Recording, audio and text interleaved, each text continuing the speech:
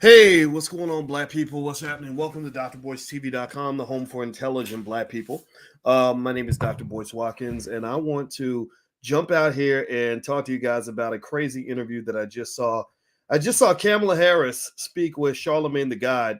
I didn't know this interview was happening, but apparently Charlamagne has a new TV show, and I wish him the very best. Charlamagne's a very nice guy. I've known him for about 15 years now, and they had an interview, and it really got testy. I don't know if anybody saw the interview, but it was really interesting. Charlamagne is a guy that knows how to push buttons. He pushed Kamala's buttons big time, and Kamala got pissed. I mean, she got livid. In fact, I'm gonna show you all a picture. If you watch it on Dr. Boyce TV, you'll see the picture. If you're watching on Instagram, I'll just describe it for you. But literally, there was a point where Kamala got up and like kind of wagged her finger at Charlamagne. It was like, no, Joe Biden is the president. It was crazy. It was the craziest thing I ever saw, where literally he just went off on it, or she just went off on him because he had, Charlamagne's a guy that deliberately knows how to get under your skin, and he does a very good job of doing that. And I thought it was really, really cool. But anyway, let me go and do me a favor. Shout out what city you're from. I always like to see what city you're coming from, and I always start off by greeting all my intelligent black people, all the black folks who don't fall for the okie doke. I'm looking for black people who are not sheep. All sheep should be leaving the building now. If you are a sheep, please leave.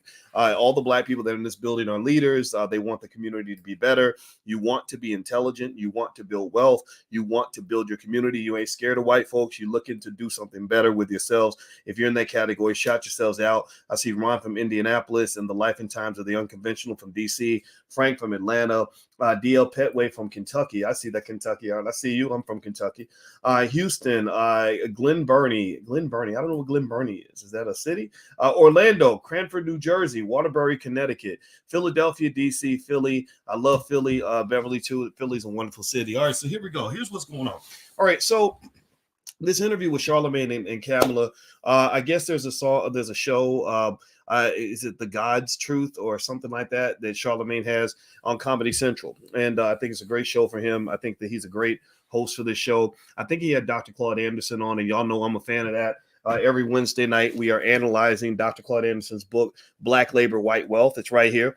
If you want to know if I'll ever be on Charlamagne's show, you guys know I was on The Breakfast Club about 4 times. I don't think I'll ever end up on Charlamagne's show, and I'm okay with that because I have my own platform. But I don't think I'll end up on that show because I had to kind of be honest about this really horrible woman by the name of Angela Rye, who is a friend of Charlamagne's, and I think that kind of threw a monkey wrench. I didn't know he and Angela were that close. So sometimes when you speak the truth, sometimes it pisses people off. But I can't stop doing that. So I don't know if I'll ever be on the show, but I'm okay with that because this is the reason why I believe black people have to have our own platforms. Because when you have your own platform, you own your own media.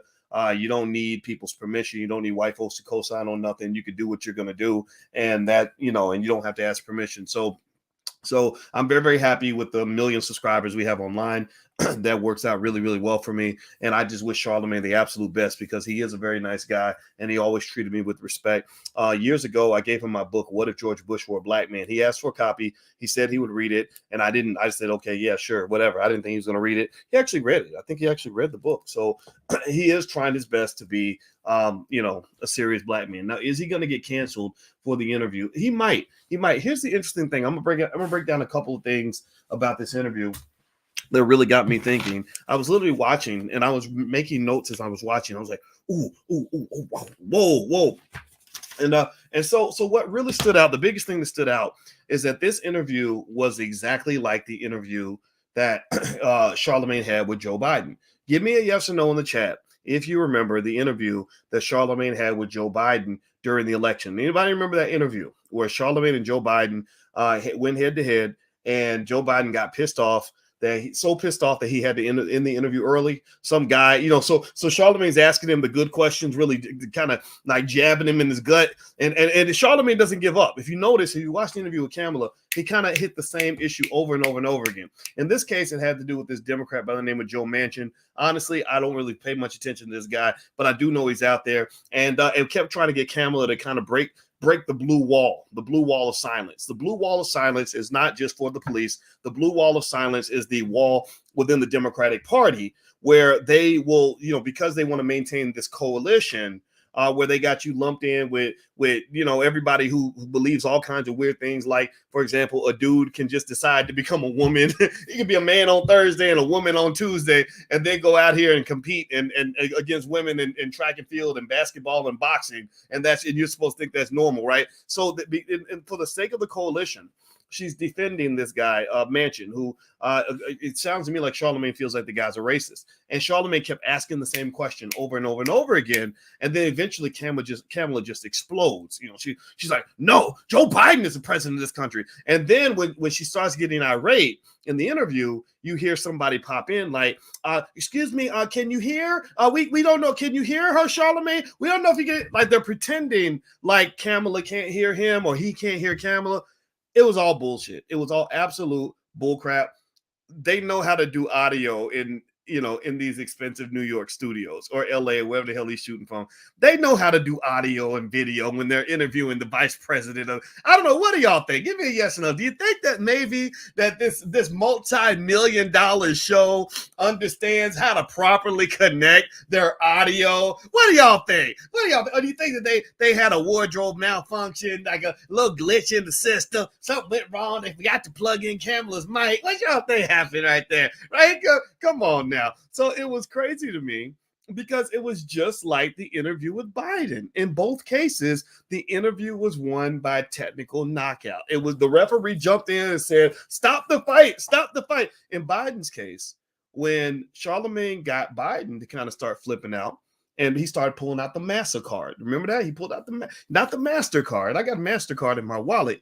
He pulled out the MasterCard. I ain't got one of those. I don't want one of those. He pulled out the MasterCard and said, well, if you don't vote for me, then you ain't black. Remember that? And the guy he's like, excuse me, Charlamagne. Some guy came in. He seemed like he might be one of those, like, he wasn't exactly like that. He was like, hey, Charlamagne, we're going to stop this interview. He's like, excuse me, I'm Charlamagne. I'm sorry, but the president's going to have to go, or candidate Biden or Senator Biden is going to have to go. And I remember that, right?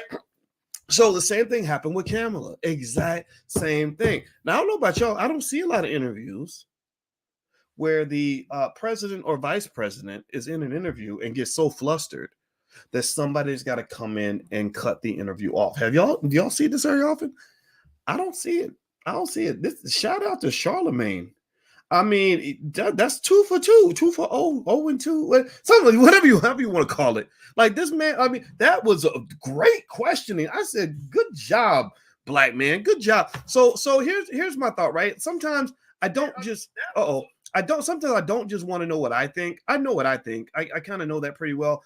I'd like to know also what other people think. So do me a favor, hit the thumbs up button, thumbs up, thumbs up, thumbs up. I'm going to read some of the comments that I saw on the interview. When you listen to the voice of the people, you can really get some insights into where people are. So the first thing I did here was on my Twitter. My Twitter is Dr. Boyce Watkins 1, Dr. Boyce Watkins 1. And don't forget, I need y'all to follow me because I'm trying to get out here and tell the truth. And the more people that support the platform, the easier it is for us to get out there. So make sure, if you're not following on Twitter, I hope you will do that. Now it's Dr. Boyce Watkins and then the number 1, Dr. Boyce Watkins 1. So if you look at the Twitter here, I did a poll. Right. So I polled my crowd. My crowd is intelligent black people. We ain't got too many ignorant fools out here. We have black folks that actually want to be better. And I ran the poll not too long ago. And I said, are you a fan of Kamala Harris? 90.7% of you said no. 90.7% of you said no. So I want to ask you all a question. Let's do a straw poll. How many of you, yes or no? Yes or no? Are you a fan of Kamala Harris? Are you a supporter? Like, do you think Kamala is good for the world? Are you happy, with Kamala's existence? Do you hear the name Kamala Harris and get inspired? Or do you kind of say, she can go eat goat cheese and get out of my face? How do y'all feel? What's your position on Kamala Harris? Okay. All right. So I'm seeing some no's. I'm seeing a lot of nopes and no's. Now, remember, you're not the average Negro. No, there are no Negroes in the building, honestly. And because you're a little bit different, like, we don't appeal to everybody. We appeal to maybe 20% of black people. Then there's another 20 or 30%. They hear what we have to say. Then they get so pissed off that they can't take it no more, because what we say is so different from the pre-existing narrative, because I believe in questioning everything. I believe that in order to be black and to be effective and to be successful in this world, you must question everything. You must challenge everything. You must be afraid of nothing. You must not fit into any status quo. You cannot follow along and do what everybody else is doing because the rest of the community is dying, unfortunately. You got too many situations out here where black people are being killed in the streets. Chicago had 1,000 murders this year. Ain't nowhere you can go in Chicago without worrying about getting shot.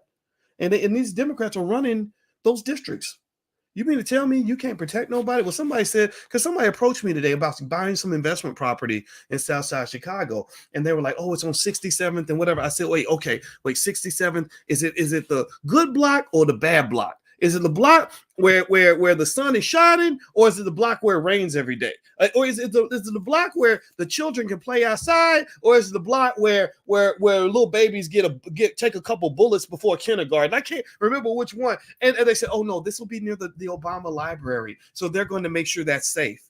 So I'm like, wait, you mean to tell me? And again, I know these things. Sometimes I ask facetious questions just to be kind of an asshole. That's why people avoid me, because I do these things, right? Because I have to just tell the truth. So I'm like, wait a minute. So you mean to tell me that some of these blocks where they cannot keep black people safe suddenly become magically safe once all the white people show up with their funny little dogs and the Whole Foods and the Starbucks and all this other shit? You mean to tell me when the neighborhood gets gentrified and white folks start moving in, then suddenly the sun comes out? It becomes very safe. Suddenly the Democrats suddenly give a shit. And suddenly Black Lives Matter, because Black lives ain't Black lives no more. They're white lives now. They're middle and upper class lives, right? I'm sorry.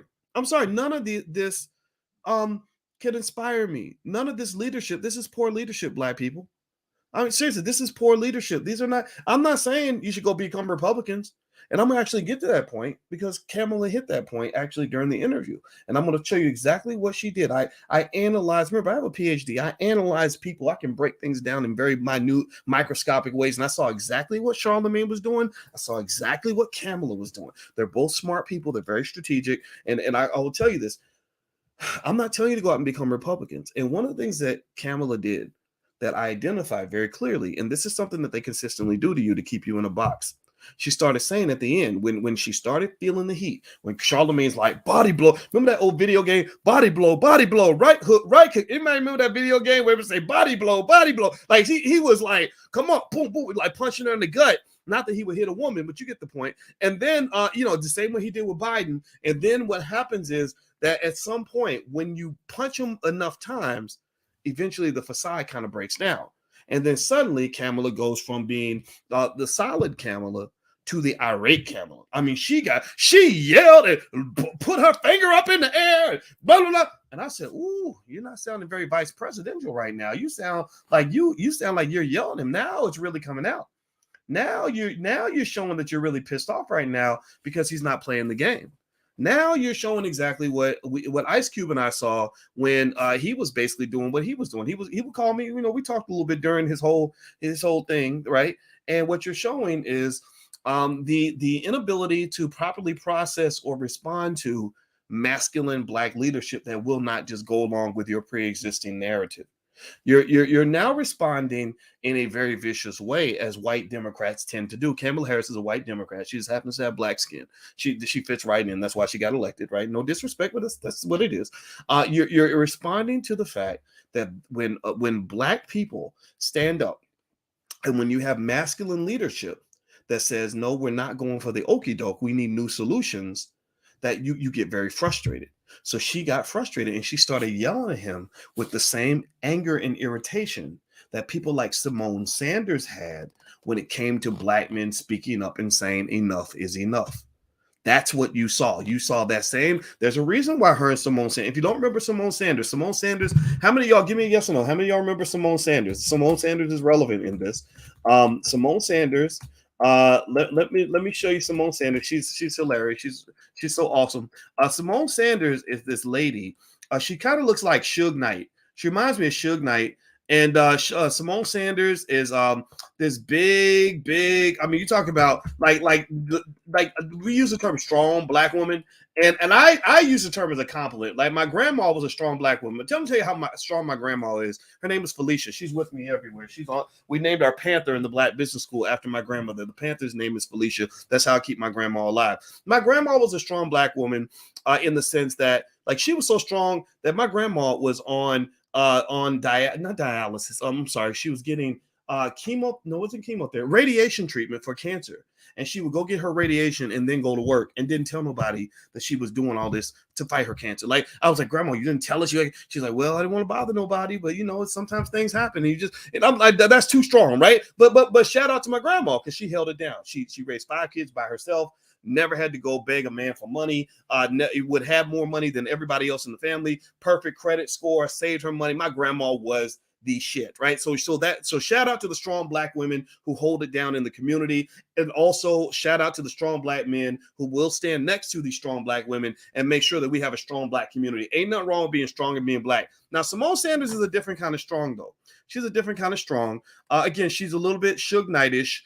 She looks like maybe she could probably get like a deal, like maybe she could go play for the Cowboys or something. Like I heard the Philadelphia Eagles need a defensive end. And the reason I say this, I'm not trying to be funny. I promise you I'm not. Simone Sanders literally is the only black person I've ever seen tackle somebody on behalf of a sitting president. Like, you know, Dr. Claude Anderson writes about Negroes like this. He writes about it in his book, Black Labor, White Wealth. He talks about something called a meritorious manumission. Meritorious manumission is when black people, black slaves, were rewarded handsomely for protecting white people. That if the little white girl jumps in the lake and starts drowning and you jump in and you save her, then they will reward you. They'll give you like butter biscuits and extra chicken and maybe a little trophy or statue, maybe even give you your freedom, right? So Simone Sanders is in that category. Now, why do I bring up Simone Sanders? Well, Simone Sanders was really, she was next to Kamala Harris. She was, I believe, Kamala Harris's, what was she? Her chief communications advisor, or I can't remember. Somebody tell me what her specific role was, because I forget it. But she had an important role in the Kamala Harris administration. And I don't know what happened between these two. I don't know I don't know if Suge got upset, because that happened with Death Row Records too. Then next thing you know, Eazy-E, and he's in it with beefing with Eazy and Snoop and everything. So maybe it's similar, like history replaying itself. But Simone got angry with Kamala, and Simone ends up walking away. Now she's like off, tackling for somebody else or something, right? She's got that NFL contract. But the thing is that when I saw Kamala lift her finger up at Charlamagne, when I saw her screaming and hollering at him, like she was yelling at him in a way that reminded me of when Simone Sanders got upset with black men for speaking up during the election. Simone Sanders specifically said that she wanted black men to stop giving their unsolicited opinions, right, during the election. And what that's basically saying is shut up and dribble, or shut up and sheep, and shut up and do what we tell you to do. And they're not, because they're not accustomed to masculine leadership. This is a power struggle here. This is a power struggle, right? So with that being said, though, I read some of the comments and I saw that some of you are not real happy with Kamala Harris. I didn't vote for her. I didn't vote for Biden. I didn't vote for Trump. I don't vote for none of them. None of them get my support ever. I will say also that Kamala, during the interview, a couple other things I noticed. One, she did a lot of talking. That was her way of trying to dominate and control the interview, in my view, to make sure that she gave Charlamagne as few opportunities as possible to take jabs. It's just like a football game. If you're a football fan, you might know this. And those who are not, let me explain. If you know that a team has a great offense, then what you do is you control the ball to make sure they don't have a chance to use their offense. Or in basketball, same thing. If you know the other team is going to can run and gun and get the ball down the court, then you slow down the offense, right? So that's basically what she was doing. She was slowing down Charlamagne's offense by doing what you call a ball control kind of strategy, where she said, I'm going to talk so much that by the time I get done talking, he'll barely have time to really ask any questions. But Charlamagne is also good. He stepped right in and he did a great job. He let her get it all out, and then he just went right to the body blows, right to the jabs. The other interesting thing, here's another point. I want to point this out to you because I want you to be conscious and aware of this. By the way, hit the thumbs up button. Thumbs up, thumbs up, thumbs up.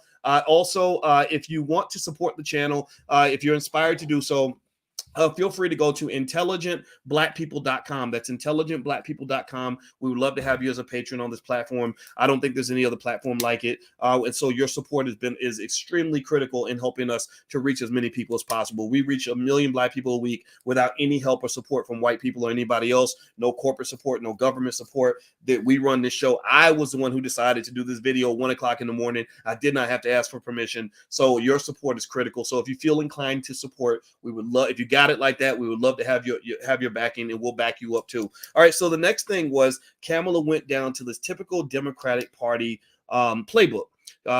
She did talk about some things that were important, right? She talked about I think she said maternal health, which I think is extremely important. I think that this country doesn't do a good enough job when it comes to supporting the rights of mothers and the importance of parenting. One of the things that you've lost in your community is you've lost your families. When they destroyed your families, they destroyed you. When they dropped them drugs and pumped that crack and started marketing that Molly through the hip hop music, they started ruining your families and destroying your community. And so Kamala mentioned the support of families, which I agree with 100%. I also wish that we would also take on some of these record labels that are making money by telling you to call each other the N-word, to rap about killing Black people, to rap about harming Black women, to rap about throwing away all your money, to rap about getting our young people addicted to drugs. These are our future. These are the people that we're going to need. And I'm going to tell you, it's hard to build anything with an 18-year-old drug addict who's half his brain is fried because some rapper done told him that it's cool to get hooked on some sort of dope that you can't come back from. That shit destroys your brain cells. They are killing your children with this nonsense, and they're mass marketing things to you and about you that they never mass market to anybody else. You show me any song out here anywhere on the radio that has ever been played in history about the killing of Chinese people. Give me a yes or no. Have you ever in your life seen a song ever about the killing of Arab people? Tell me yes or no. In your life, have you ever heard a song rapping about the killing of Jewish people? In your life, could I ever make a song about killing white women or killing white people or whatever? In your life, have you ever seen a song like that? No, you have not seen one, but I can point to 100 that were rapping about killing Black people that were probably put out last month. So at the end of the day, these people in the power structure have a concerted desire and effort to destroy you at every available turn. So you must close ranks. You must defend yourself. You must be smarter than the average bear. You cannot fall for the okie doke. You must play chess. If you get caught playing checkers, then you will get caught slipping and you will lose. So no, I do not go along with any of this okie doke. If it don't make sense, then I'm not participating, period. You're not going to get me to sign up until you can convince me that it makes sense. If it don't make sense, I'm not doing it because this country has a history of harming and destroying Black people. We talked about this on Wednesday night. We did this Wednesday night. Dr. Claude Anderson, bless his soul. I talked to him this morning. And we were talking about a very famous, very super famous, biggest, most famous rapper ever who somebody, one of his team reached out and wanted to have a meeting with Dr. Anderson. I said, don't even talk to this guy because I think he's full of crap. He ain't serious. People just love him because white people put him on TV. I don't think talking to him is going to really make a difference. Let's talk to people that actually want to get something done. I don't care if you are a celebrity. I don't care how many records you sold. I don't care how shiny your Bentley is. I don't care how much you rap about, how big you are, how famous you are, how many women you got. None of that stuff matters to a grown-ass man. So in this space, I encourage you to be grown-ass men and grown-ass women and not fall for the stupid little pet tricks they use to distract you and get you to focus on the things that do not matter. Next point. I'm going to calm down. I'm going to slow down. We're going to finish this up. Hit the thumbs up button. Please hit the thumbs up, share, subscribe button if you have not done it yet. So she goes into this typical Negro spiritual that the Democrats love to use to control Black people called voting rights.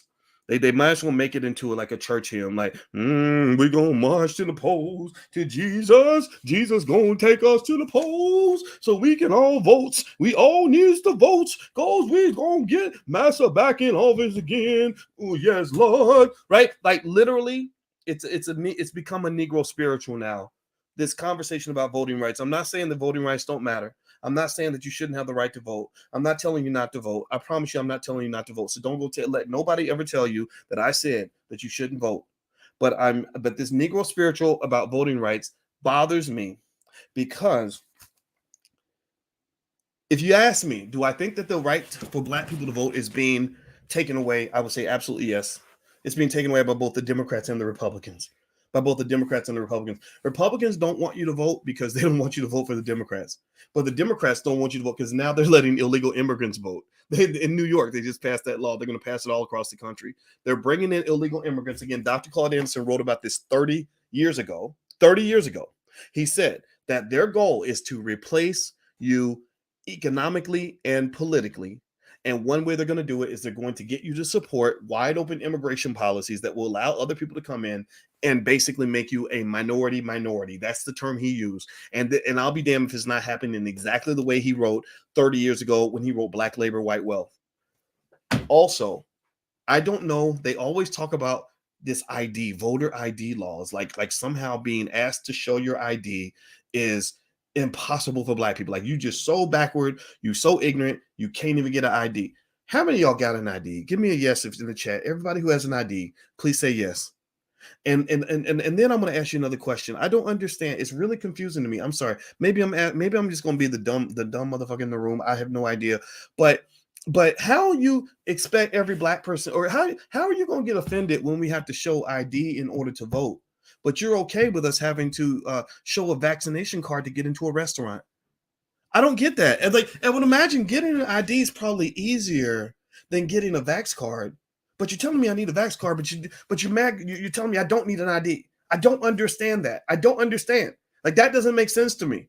I'd love for them to make it make sense. Please make it make sense. I just don't get it. I hear it. I'm not making fun of you. If you chose to jab or not jab, I believe that's a personal choice. That's my official position. I want to make that clear. I'm not making fun of you if you got the jab. Half my family got it. Half my family didn't get it. But you know what? We still a family. We still get together. We don't discriminate against each other based on our personal choice. We really don't look at this as something that is worth dividing ourselves over. So all this nonsense that says, oh, well, if your cousin didn't get the jab, you shouldn't invite them to Thanksgiving dinner. Well, fuck you and the horse you rode in on, because that's my cousin. I'm gonna ride with him whether he's jabbed or not jabbed, period. You're not gonna break that bond. You already did enough to divide our families. You're not doing it anymore. You're not going to divide me from the people I love because they made a different choice from me. So my official response on all the jab stuff is none ya. If you ask me, Dr. Boyce, did you get the jab? None ya. Dr. Boyce, you think I should get the jab? None ya. Dr. Boyce, what would you are you a jabber? Or are you a non-jabber? None ya. Period. It's none of your damn business. So talking about voting rights, the other thing about voting rights that just makes it like literally the dumbest conversation ever, to be honest with you, it's not that it's a bad conversation. It's that they make that the only conversation. That's the problem. When Black people show up with a list this long of 50 things we want, they go back to, well, we're going to get you your voting rights. Do you understand what voting rights allow you to do? Do you understand that? What it does is it allows you to get that's for Joe Biden. You're doing a favor for him. When you get voting rights and you vote for the Democrats, what you're basically doing is you're keeping them in power. So they want you to have voting rights so they can stay in power. So my thing is like, okay, after we fight for the voting rights, when are you going to do something for me? Because I know voting rights does a lot for you, and I'm willing to even go with that. We can go, go along. Like, yeah, these Republicans, they don't want you to have no ID. We can't. We do, Lord Jesus. We start singing the Negro spiritual. We can do the Negro spiritual together all day long. Got to go souls to the polls, booties to the polls, right? We can do all of that, right? And we can talk about how terrible the Republicans are. We can talk about how they want to take away our right to vote. I will play that game with you. But as long as we understand who benefits from Black people having voting rights, it ain't Black people, because we've been voting in every damn election since the 60s and y'all ain't done a damn thing for us. I can show you 100 Democrat-run districts across this country where children are dying, the kids ain't getting educated, people can't halfway get what they need economically, businesses are underfunded, everything's falling shit, radio's playing music, trap that hoe, kill that hoe, shoot that Negro, right? Like, seriously, like my God, like if we keep voting for y'all, we're gonna eventually be extinct. Like literally, I'm not gonna keep voting for my own extinction. I cannot make myself that stupid. It is not possible for me to make myself that stupid. Be clear. I want to be clear because sometimes when I get into it, I hurt people's feelings and I make you think that you should be embarrassed because you vote. No, if you want to go vote, go vote. Do that, please. Please do what works for you. I believe in freedom. That's the goal. The goal is freedom. Freedom of expression, freedom of speech, freedom of thought, doing what works for you, right? Getting full information and making the decision without fear of reprisal. This ain't 1645. This is not pre-Civil War. Massa ain't gonna come beat you for doing what works best for you. And also the Negro minions who pressure other Black people into doing what they want them to do, they should be told to promptly kiss your whole entire Black ass. Seriously, you should literally just tell them, like, no, you're not going to tell me what to do. Massa Biden ain't going to tell me what to do, and your Black ass ain't going to tell me what to do. So when the elections come and they're telling you who to vote for, it's okay to vote for who you want. Just stop letting people feel comfortable pressuring you into making the same choice that they make. When it comes to the jab, it's okay. Jab, no jab. I don't do you, man, please. But don't let those people make you feel bad because of the choice you made. That's nonsense. That is absolute nonsense. So in Kamala's conversation, she spent a whole lot of time talking about voting rights, which was like, it was like the Charlie Brown. It was like an episode of Charlie Brown where the teacher talks, and it sounds like wah wah wah wah wah wah wah wah wah wah wah. Because I've heard it before. I've been hearing it for years. I can't hear it anymore because they repeat the same song every single time they get elected. Then she starts talking. She starts to go into this whole thing where Charlamagne was trying to basically jab into this whole thing with this guy named Joe Manchin, right? And feeling that Joe Manchin as a Democrat was sort of blocking all the things that could benefit Black people and everything else. And I don't disagree with that at all. I think Charlamagne's a smart man. I think he hit the nail on the head with that one. But here's what's interesting, right? Every time Charlamagne was pushing Kamala to talk about more that can be done for Black people or the disappointments of the Biden administration, she then said something that was really telling. She said, don't start talking like a Republican. Right? When she said, don't start talking like a Republican, Charlamagne, what she was basically doing was exactly what Biden did in that first interview. It was the exact same playbook. It was basically her way of saying, if you ain't voting for the Democrats, then you ain't Black. Right? So because you're not going along with what we tell you to go along with, then we're going to do our best now to ostracize you, right? Because then she starts going into this whole coup, this whole thing that happened where a bunch of toothless rednecks with baseball bats and pocket knives just almost took over the U.S. Capitol, which blows my mind. I don't know if anybody else thought about any of this. I've really thought to myself. I said, what is the military budget in the United States? Let me see. Let me look. I'm a Google search. Hit the thumbs up button. Please hit the thumbs up, share, subscribe button if you haven't done it yet. What is the budget for the U.S. military? The budget for the U.S. military is, drum roll please, $766 billion. And that's just how much they spent in 2020. That doesn't count all the other years. So they're spending almost $750 billion to defend this country. Pay attention now. Follow me on this. You're spending $750 billion defending the country. Now, give me a yes or no. Do you think that maybe Capitol Hill will be considered an important strategic location for your U.S. defense? I got soldiers in here. Shout out to all the soldiers and thank you for your service. I repeatedly say how much I love my soldiers because y'all are the people that make all this thing work, and I will never disrespect a soldier. You'll never hear anybody disrespect a soldier on my platform. So do you think that the U.S. Capitol building that holds the most important elected officials in our country would be an important strategic location for you to be able to defend? Do you think that somebody in the Pentagon sat around and said, okay, let's see, we got $750 billion. What are the most important places? What are the critical spots we need to defend? Do you think the Capitol building might have been somewhere on the list? What y'all think? So I still have not heard anybody answer this question adequately. So you mean to tell me that a country that spends $750 billion on its military budget can't stop a bunch of toothless, ignorant, illiterate rednecks from Tennessee who came up and were just pissed off about the election. I don't understand. Did you need like to get Simone Sanders to stand in front of the building so she could tackle all the people that ran to the door? Like, is that what you needed? You need a bunch of Simone Sanders to stand up there? Like what did? I don't understand this. I don't get it. I don't get it. So when I heard people say, oh, it's a false flag and all this other stuff, I mean, don't get me wrong. I have a funny relationship with conspiracy theories, right? I don't buy into conspiracy theories, but I know that there's always a conspiracy because your government's always had conspiracies.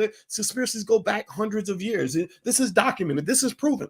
But the problem is you don't know exactly what they're doing. It's like one of those times where it's like when a woman thinks her man is cheating and she's going crazy about it, right? And she's like, "Are you cheating with her? Are you cheating with her? Are you cheating with her?" And usually it's like, no, right? And you look kind of crazy because you're pointing at every girl. You're getting suspicious of everyone. She's like, she looked at you funny. She met you for lunch. She called you on the phone. Is it her? Is her? So you look crazy because you're getting it wrong. But the reason that you keep going crazy is because you know in your woman instinct, or you have in your gut, you know something ain't right. You know what I'm talking about? Where you know something's not right, you just don't know quite what it is. Right. So I'm kind of like that with the U.S. government because we have this funny relationship with white folks and white supremacy. Like that is an abusive relationship. Like we really love us some white folks, right? We really do, right? We love us some white power. We love us. So come on, go ahead and admit it. You know you do, right? And in this abusive relationship, you know they cheating on you. You know they doing you dirty. You know that they got something going on that's undermining the relationship because they've always done it, but you just don't know what it is. So when I think about that day on the Capitol, and I sat there and I watched a bunch of unarmed rednecks run up on the most secure location on U.S. soil with absolutely no resistance whatsoever, except a couple of cops who, one of whom a black man, again, back to meritorious manumission. Dr. Claude Anderson talks about this, a black man who defended the Capitol all by himself. Again, literally, one dude is like defending like the national stronghold, right? He's the only line of defense between these toothless rednecks and a coup that's inevitable. They inevitably are going to break into the Capitol and take over the country, right? Like that. She described it as a what did Kamala use? She used terms that made you think that it was the Chinese military coming in to take over the United States. I think she said an insurrection or something. I think she used the word insurrection. Let me look at the word. What is the definition of the word insurrection? Insurrection, a violent uprising against an authority or government. Okay. The legal definition of an insurrection is it falls under, let's see here. It means to incite, assist, or engage in a full-on rebellion against the government. Right. So a rebellion, like you taking this thing over, like you would think this is like, those countries where they say the military has taken over the government and they've killed the president and now they're running the country. Like you would think that was our country, right? But you spend $750 billion on your military. Where did that money go? Did you go buy a bunch of Gucci belts with that money? Did they buy some Bentleys? What did they do? Are they spending money like rappers? They've been listening to too much hip hop music. They went out to get some Coach purses and some Louis Vuitton. Like, what did they do with all that military budget? I don't understand that. Or maybe you weren't defending it deliberately. Maybe you were engaged in what I call the Matador defense, where you just kind of said Olay and let them go through so that you would then have something to point to when you don't have to take accountability for your own bullshit, right? Because every time I say, well, what are the Democrats doing? Why aren't y'all getting anything done? You could say, well, look at those Republicans. They did an armed insurrection. It was a rebellion. They were going to take over the United States. You really believe that a bunch of toothless, disorganized rednecks from the backwoods of Montana and Tennessee wearing one guy has some buffalo horns on his head, right? You remember that? And he's like, you really, and it's about half of them were women, like you really think that these people, and they were women, but they weren't like Simone Sanders kind of women. They were just like regular women, like they just like they're proud to have vaginas, they're proud to be female, right? They're not gonna go tackle nobody. These are, but they were Trump supporters, right? That's what they were. A lot of y'all ain't Trump supporters, and it's okay. I'm not judging, or some of you are. It's okay. I don't care about any of that, right? So that's the part that makes me just say what was going on here, what was happening here. And here's another interesting point. Let me ask y'all a question. Give me a yes or no. Was the riot on the Capitol, was that the only riot that happened in 2020? Seriously, let me ask you this. What was that? Was that the only riot? Like, was there no other riots anywhere in the United States that year? Give me a yes or no. What do you think? Were there other riots that occurred anywhere else? Were there any other? Was that the only time anybody in the United States got together as a big group of people and went and like busted windows and burned, ready to burn shit down? Seriously, anybody broke into stuff that didn't belong to them? Yes or no? Right? No, it was not. It was not. There were several hundred riots. Several hundred riots that occurred this year. Now, I'm not talking as a Republican or a Democrat. I'm just talking as a man who has a brain in his skull. I'm talking as a man. My wife is a college professor, just like me. We watch the news. We're like, damn, they burning shit down again today. Woof! They busting windows. Is anybody gonna stop them? They just running in there, just grabbing whatever they want. Wait, that's a black-owned business. They burning down black-owned. Where'd that white man come from? Why is the white man walking through the hood systematically busting windows? Who delivered that truck full of bricks? Like almost like somebody planned this in advance. What's going on here, right? These are the questions my wife and I are asking during this whole situation. So what I'm saying to you, black people, intelligent black people, I'm talking to intelligent people here. Now, that doesn't mean you have to agree. It just means you have to think. Something was going on. What you were engaged in, what you were observing was what you might refer to as political theater. That's what it was. It was mass manipulation. It was psychological manipulation to get you to make a certain decision when it came to election time. It's designed to create fear, anxiety, to get you to lose focus on the key issues, to get you distracted. These are weapons of mass distraction that have been used in politics for hundreds, maybe thousands of years. So when I saw that interview with Charlamagne and Kamala, I was going to say Kathy Wood. That means I must be sleepy. Charlamagne and Kamala. I thought Charlamagne did a great job. It was really nice to see him hold her feet to the fire. He was very honest with her. A lot of black folks are not going to go support these Democrats anymore. She got rattled just like Joe Biden did. She went to that same playbook that Biden went to, where they had the random person interrupt the interview saying, I'm sorry, she's got to go, and blah, blah, blah, blah. I've never, ever seen that happen on a major TV show before.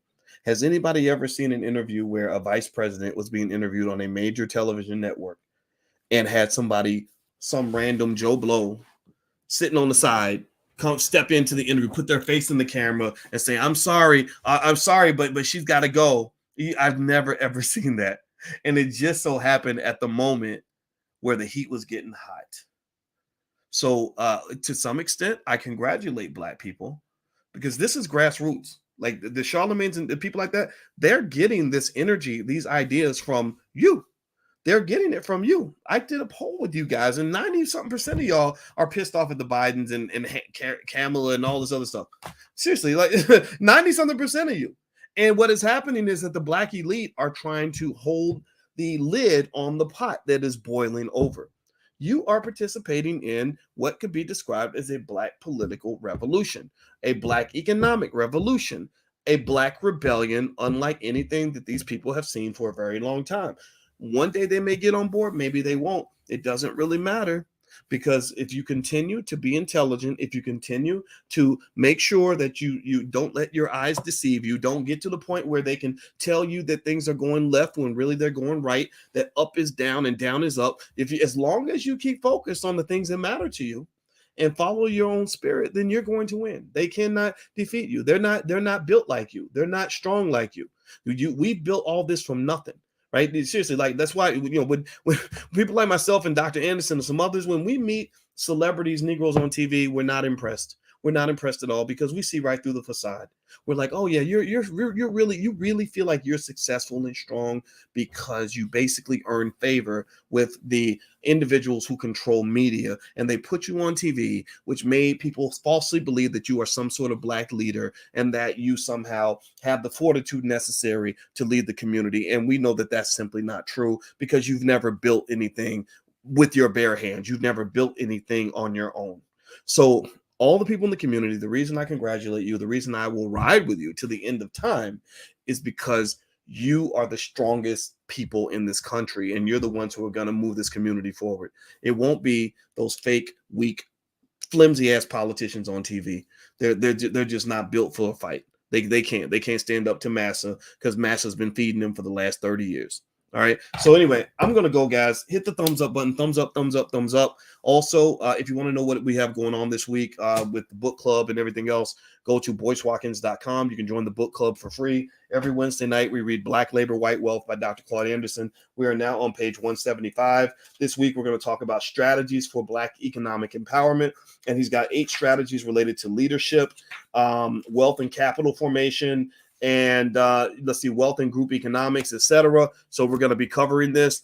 And somebody said, get some rest, Doc. You're absolutely right. I had to do this video because I saw the interview and I just thought Charlamagne did a great job. So shout out to Charlamagne for doing a wonderful job in the interview.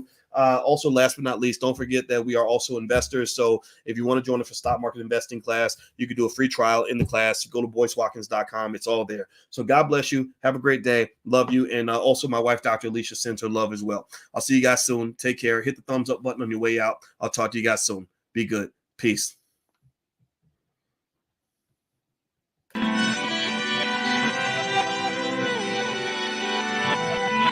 Here we are, clan the isms, cataclysm, great. Our people out here struggling, trying to make it in this state. Everybody out here doing it, but we the ones too late. Now family, we the ones who gotta delegate. Get that money in the power, never be fake. Stick to cosign for 3. What did he say? Create jobs, support our own. Educate the same and buy back your home. Got 3 degrees, triple 10. 3 PhDs, now we on the CNN. DBTV, let's talk about negligence. Ignorance is bliss, but we can turn it to intelligence. Believe none of what you hear, half of what you see. Let's break it down here on Dr. Boyce TV. Here we are.